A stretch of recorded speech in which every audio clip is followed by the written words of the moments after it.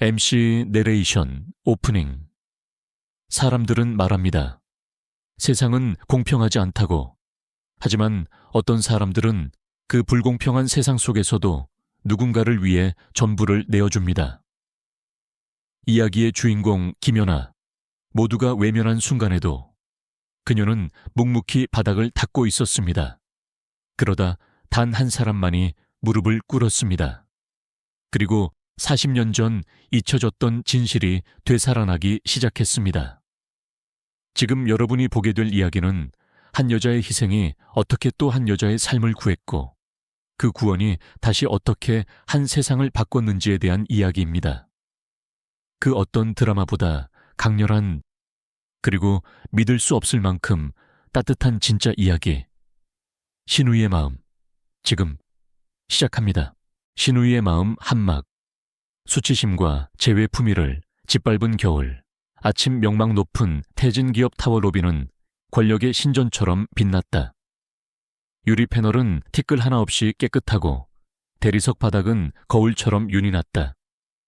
사람들이 걷는 게 아니라 활보하는 곳이었다. 산소 대신 향수가 목소리보다 하이힐이 더 크게 말하는 곳이었다. 그 장엄한 광경 속에서 그녀는 무릎을 꿇었다. 67세의 김연아 씨는 마치 척추뼈가 뻗어 있는 것처럼 대걸레 위로 몸을 구부리고 엘리베이터 근처에 쏟아진 국물 자국을 맹렬하게 문질렀다. 허리는 아팠고 손가락은 수년간 화학약품에 노출되어 부어 있었고 살같이 벗겨져 있었다. 빛바랜 녹색 점프수트 제복은 그녀의 마른 몸에 달라붙어 있었다. 명찰은 펄럭이며 무시당했다. 그녀는 하이힐이 다가오는 것을 보지 못했다. 하지만 그 소리가 들렸다. 찰칵, 찰칵, 퍽. 스웨이드 소재의 디자이너 스틸레토 힐 한 켤레가 젖은 바닥을 미끄러지듯 나아갔다. 날카로운 비명이 정적을 가르며 울려 퍼졌다. 장님이 눈이 안 보이세요?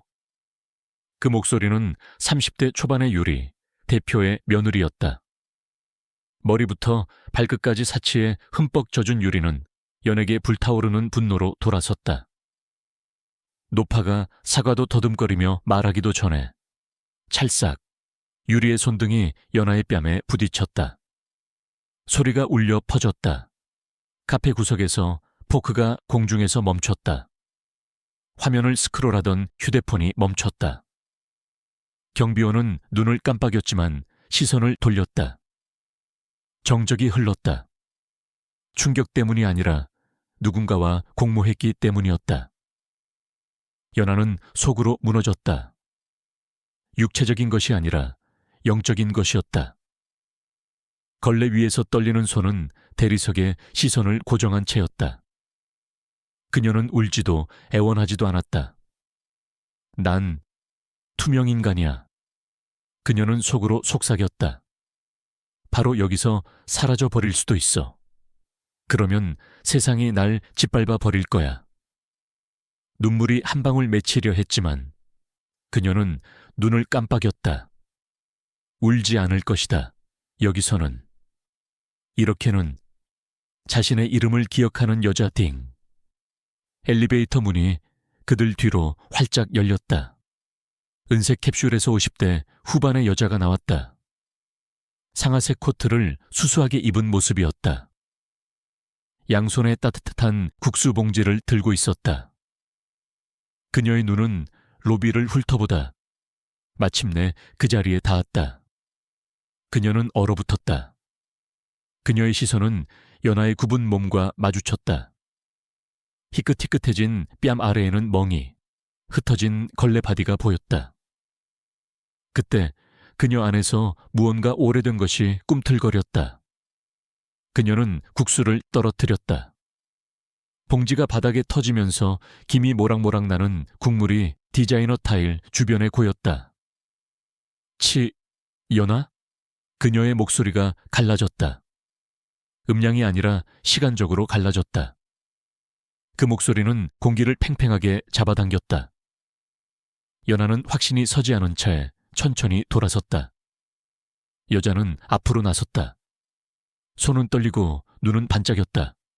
그리고 놀란 군중 앞에 무릎을 꿇었다. 나, 정기, 내 형수, 네가 나를 구해줬어. 40년 전에. 로비에 있던 사람들이 모두 숨을 헉 들이켰다. 유리마저도 반걸음 뒤로 물러섰다. 수프 캔들이 덜컹거리는 소리가 여전히 발밑에서 굴러다녔다. 연하는 눈을 깜빡였다. 정기, 그 이름, 그 목소리, 마치 낡은 편지에서 풀려난 먼지 쌓인 리본 같았다. 기억들이 해일처럼 밀려왔다. 청량리의 오두막, 바닥의 피, 봉투 속의 편지. 그렇게 고통받기에는 너무 어린 소녀의 눈물, 어린 눈. 살아있었구나. 연하가 중얼거렸다. 젊은 여자는 그녀의 손을 꽉 잡았다. 너 때문이야, 치. 너 때문이야. 시간이 멈췄다. 주변 사람들은 더 이상 지나가는 사람이 아니었다. 그들은 목격자였다. 유리. 방금 전 연하의 뺨을 때렸던 그 여자는 이제 얼굴이 창백하고 입술이 벌어진 채 움직이지 않고 서 있었다. 핸드백을 잡은 손이 느슨해졌다. 그리고 연하는? 그녀는 더 이상 청소부가 아니었다. 그 순간만큼은 그녀는 과거가 되었다. 그녀는 희생이었다. 그녀는 한 생명이 사라지지 않은 이유였다. 모든 것을 바꾼 순간 왜 저 늙은 청소부에게 무릎을 꿇고 있는 거야? 유리가 힘없이 물었다. 정기가 고개를 돌렸다. 그녀의 목소리는 단호했지만 차분했다. 그녀는 나를 낳아준 여자보다 더 어머니 같았기 때문이야. 아무도 나를 쳐다보지도 않을 때 내 목숨을 구해줬기 때문이야. 그리고 이제 이 건물은 내 소유인데. 유리, 너, 내가 평생 빚진 그 여자를 방금 뺨을 때렸으니까. 숨이 막히는 소리가 중얼거림으로 바뀌었다. 전화가 오기 시작했다. 하지만 정희는 무시했다. 정희는 일어서서 연하의 손을 잡고 그녀의 눈을 똑바로 바라보았다. 치, 너를 찾으러 돌아왔어.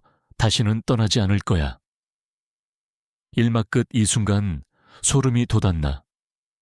연하를 위해 일어섰을까? 두막, 묻힌 과거를 볼 준비 되셨나요? 말만 하세요. 이 두 여자를 불길 속에 휩싸이게 한 비극적인 역사를 파헤쳐 드리겠습니다. 신우이의 마음 ACT2 묻혀진 과거 SC인 2.1 부서진 꿈의 조각들 1950년대 수원의 어느 조용한 주택가. 봄 햇살 아래 교복을 입은 18살 소녀가 거실에 앉아 있었다. 책상 위에는 서울대학교 입학 통지서가 놓여 있었다. 그녀는 조용히 웃으며 두 손으로 그 종이를 쓰다듬는다. 그녀의 이름은 김연아. 당시 명문 여고생이자 교장이던 아버지의 자랑이었다. 그러나 그날 밤 집안에 어두운 그림자가 드리웠다. 아버지가 보증을 잘못 썼다. 전 재산을 날렸다. 어머니는 쓰러졌고 병석에 눕게 되었다. 하룻밤 사이 김연아의 세계가 무너졌다. 며칠 뒤 가족의 집에는 채권자들이 들이닥쳤다. 가재도구가 밖으로 던져지고 이웃들은 창문 너머로 조용히 지켜볼 뿐이었다. 그날 밤 연하는 입학 통지서를 부엌의 화로에 넣었다. 그 종이는 천천히 불타며 희망과 함께 사라져갔다. 꿈 같은 거 내겐 사치였구나. S인 2.2.2 웨딩드레스 없는 결혼식 1982년 봄. 연하는 교복 대신 한복을 입고 있었다.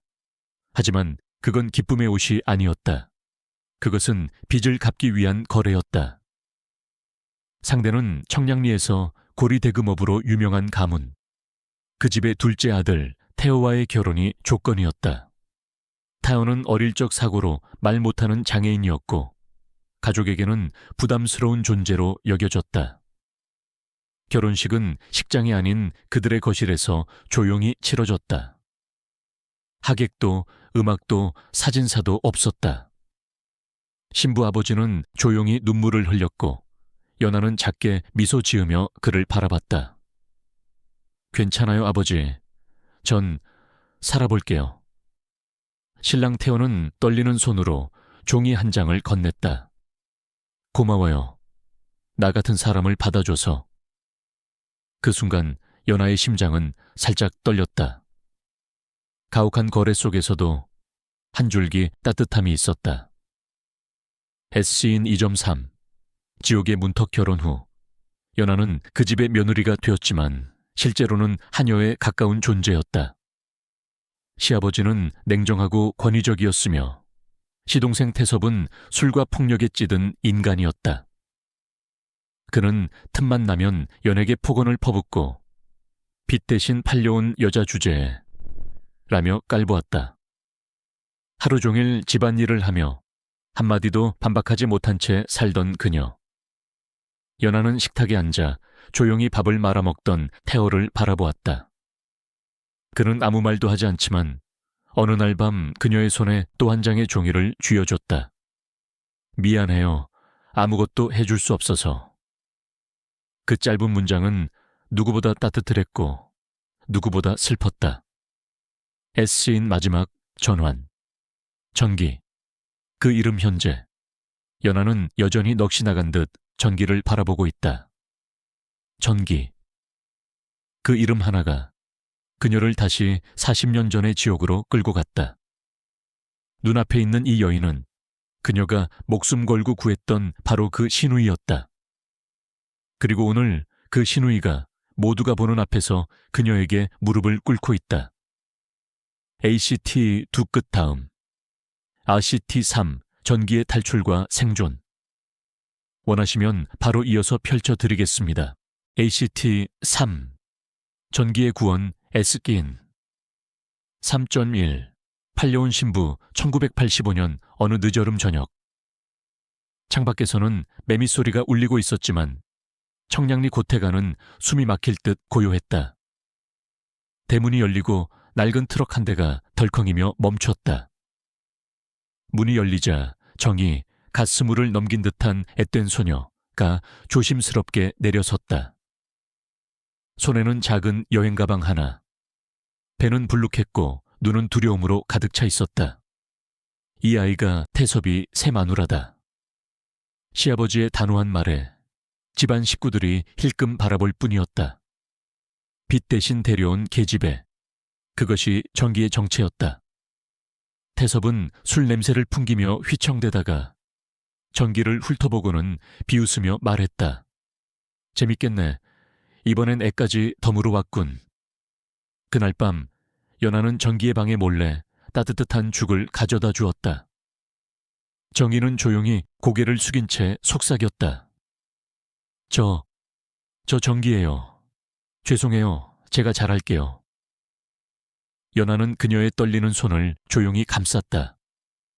여기선 누구도 미안해할 필요 없어. 이제부터 내가 언니야. 그 순간 두 여자의 운명이 조용히 맞닿았다. S인 3점. 이 아이를 앗아간 밤 몇 주 후 술에 취한 태섭이 전기의 방에 들이닥쳤다. 그는 이유 없는 분노로 전기의 팔을 잡아당기고 욕설을 퍼부으며 바닥에 내동댕이 쳤다. 이딴 걸로 빚을 갚으라고? 그가 발로 그녀의 배를 걷어찼을 때 연하가 방으로 뛰어들었지만 이미 늦었다. 정희는 배를 부여잡고 쓰러졌고 바닥에는 붉은 피가 번지고 있었다. 병원에서는 냉정하게 말했다. 아이를 잃었습니다. 정희는 병실 침대에서 벽만 바라본 채 아무 말도 하지 않았다. 연하는 밤새 그녀의 손을 잡고 울었다. 안 돼. 이대로 두면 안 돼. 반드시 이 집에서 빼내야 해. 그녀의 눈빛은 결심으로 바뀌어갔다. 그것은 분노도 연민도 아닌 생존의 의지였다. 스신 3.3 도망칠 용기 며칠 뒤 연하는 남편 태호와 마주 앉았다. 그녀는 그에게 상황을 설명하려 했지만 한마디도 하지 않아도 되었다. 타연은 조용히 장롱 깊숙이 감춰진 작은 봉투 하나를 꺼냈다. 그 안에는 예전 시아버지가 진명의 일부를 연하 이름으로 등록해준 덕에 몰래 모은 돈이 들어있었다. 태호는 연하의 손에 그 봉투를 쥐어주고 수화로 말했다. 가. 내가 지킬게. 그 밤 연하는 전기의 방문을 두드렸다. 이 돈이 널 어디 멀리 데려가진 못하겠지만 새 인생의 시작은 될 수 있어. 정희는 처음엔 거절했다.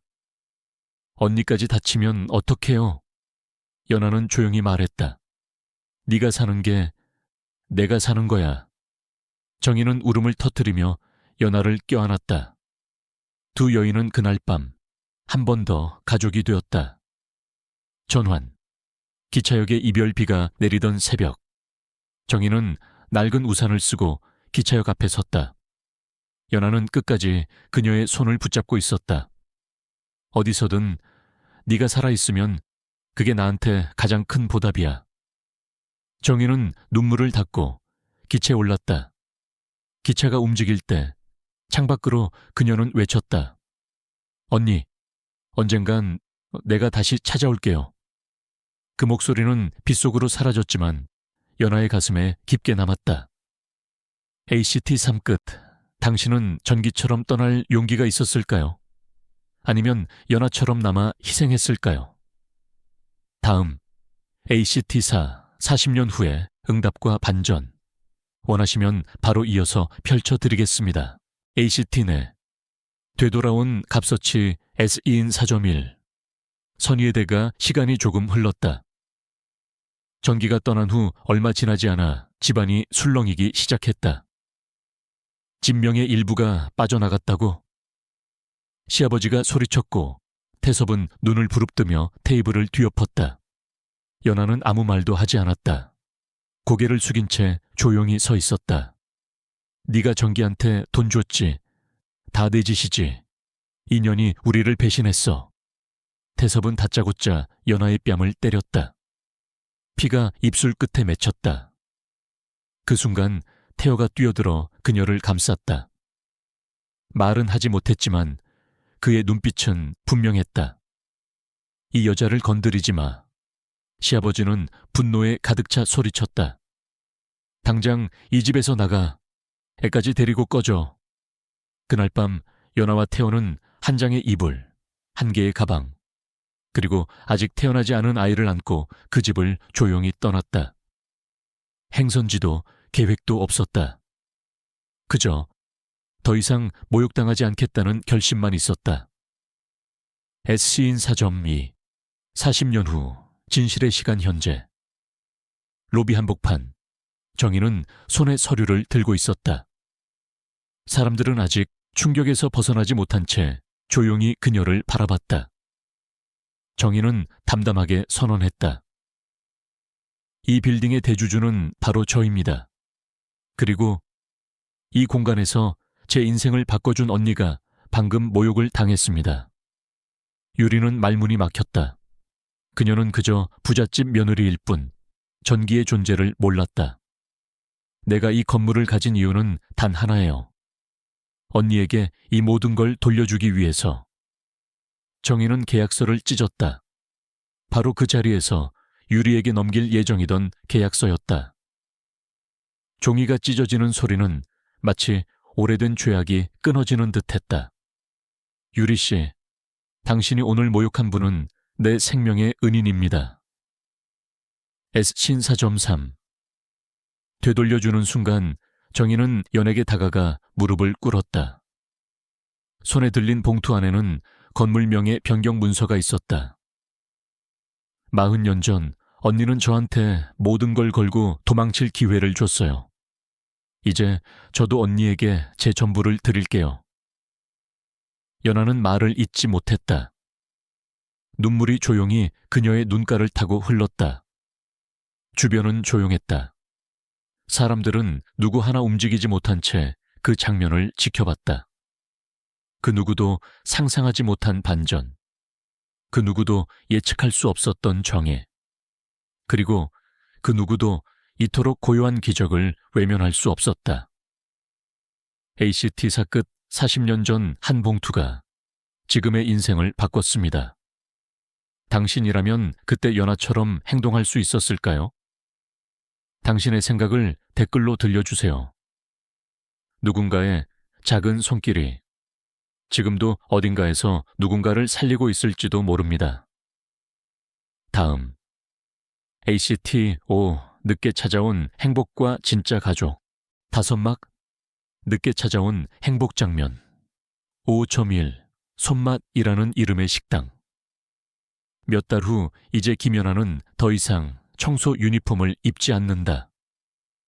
그녀는 새하얀 앞치마를 두르고 정성껏 도시락을 싸고 있다. 그녀의 작은 식당은 건물 1층 구석에 자리하고 있다. 이름은 손맛, 어머니의 손맛. 간판은 송을시로 전기가 직접 써주었다. 벽에는 옛 사진들이 걸려 있다. 젊은 시절의 태어, 어린 다정이, 한때 작고 어두웠던 가게의 첫날 풍경. 이제는 연아와 타요, 그리고 딸 다정이가 함께 식당을 운영한다. 옆에는 다정이가 차린 작은 카페도 있다. 카페 이름은 잠시만요, 엄마. 바쁜 삶 속에서 엄마의 도시락을 기억해달라는 뜻. 연아는 매일 새벽부터 도시락을 싸며 손으로 쪽지를 적는다. 오늘도 당신의 하루를 응원합니다. 당신은 혼자가 아니에요. 그 쪽지는 도시락 뚜껑 안에 정성껏 붙여진다 장면. 5점, 이 진짜 가족이 된 사람들, 하루가 끝난 식당, 따뜻한 조명이 켜진 안에서 전기, 태어, 다정, 그리고 전기의 아들 승현이 식탁을 둘러싸고 있다. 연아는 탕을 드고 다정은 주먹밥을 말고 있다. 우리 이렇게 다시 모일 줄은 몰랐어요. 전기가 눈시울을 붉히자 태어는 수화로 조용히 말한다. 가족은 피로만 맺어지는 게 아니니까요. 그 말에 정희는 고개를 끄덕이며 웃는다. 조금 뒤 식당 문이 조심스럽게 열리며 유리가 들어선다. 그녀는 고개를 깊이 숙인다. 죄송합니다. 용서받을 자격이 없다는 건 알지만 정희는 그녀를 바라보다 말없이 밥그릇을 내민다. 밥부터 먹어요. 배고플 땐 아무 말도 나오지 않으니까 유리는 울음을 삼키며 앉는다. 그날 밤 진짜 가족이 되기 위한 첫걸음이 시작된다. 장면 5.3 밥 한 끼의 기적 다음 날 새벽 연아는 또 하나의 도시락을 포장한다.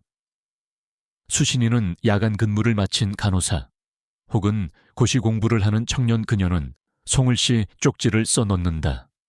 이 도시락엔 내가 지나온 인생이 담겨 있어요.